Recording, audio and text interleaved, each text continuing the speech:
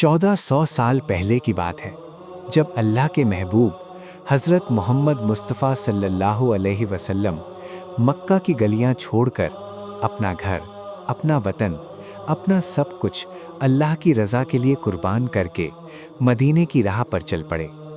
तवील और थका देने वाला सफ़र तय करके जब आप सल्लल्लाहु अलैहि वसल्लम कुबा की सरजमीन पर पहुँचे, तो ये वो लम्हा था जो तारीख़ ने सांस रोक कर देखा।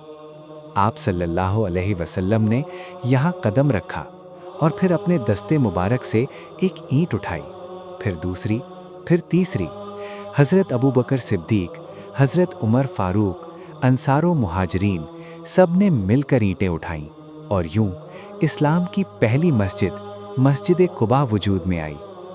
अल्लाह ताला को ये मस्जिद इतनी प्यारी लगी कि कुरान करीम में इसका जिक्र फरमाया, जिस मस्जिद की बुनियाद पहले दिन से तकवा पर रखी गई। और नबी सल्लल्लाहु अलैहि वसल्लम ने फरमाया कि जो शख्स घर से वज़ू करके मस्जिद कुबा आए और नमाज पढ़े, उसे एक उम्रे का सवाब मिलेगा। ये सिर्फ पत्थरों और मिट्टी की दीवारें नहीं थीं, ये ईमान की पहली इमारत थी। ये उस उम्मत की पहली सजदागाह थी। ये वो मकाम था जहाँ से एक नई दुनिया ने जन्म लिया। मस्जिद कुबा आज भी कायम है, आज भी रोशन है और आज भी हर आने वाले को वही सुकून देती है जो 1400 साल पहले देती थी।